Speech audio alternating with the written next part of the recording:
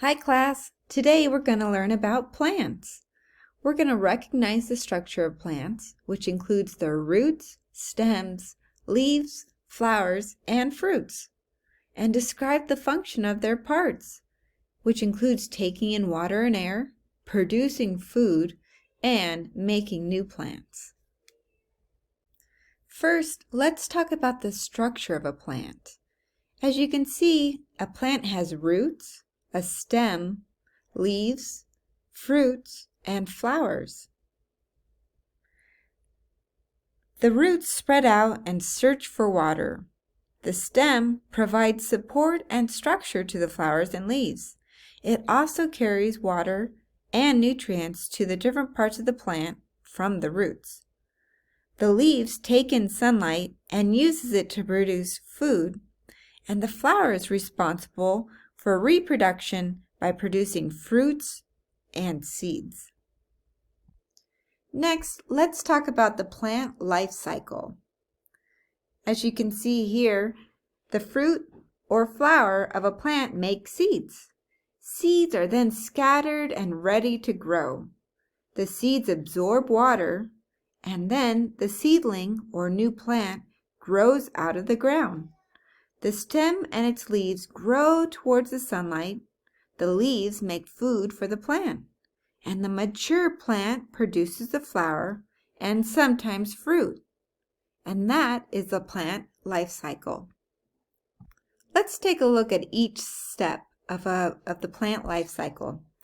First, we'll look at the seeds. The life cycle of a plant begins with a seed. A seed has a protective coating called the shell.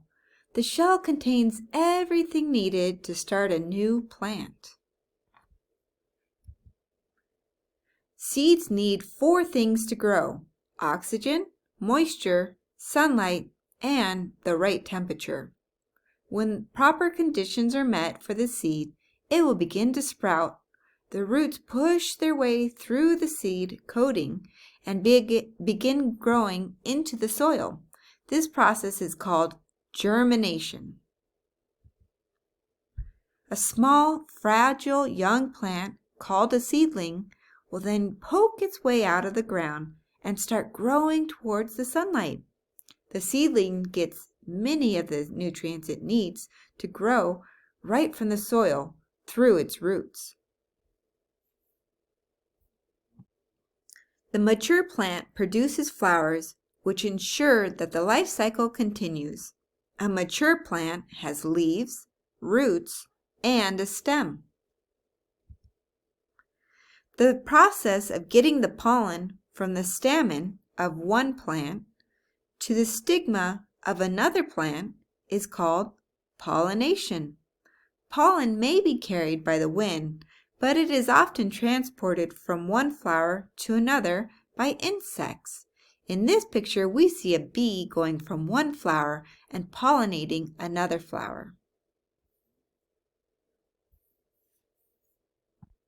Now that we've learned about the structure of a plant and the plant life cycle, we're going to see if you remember the information.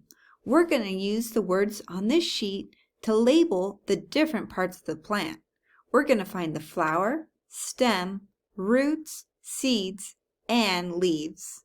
And then once we're done labeling the parts of our plant, we're going to grow our very own plants. That's right, we're going to take seeds and put them in soil cups, keep them in the right condition, and see if we can grow our own plant. So over the next several weeks, we'll see if we give our plants the right conditions to grow. And what were those things? Oxygen, moisture, sunlight, and the right temperature. Let's get going.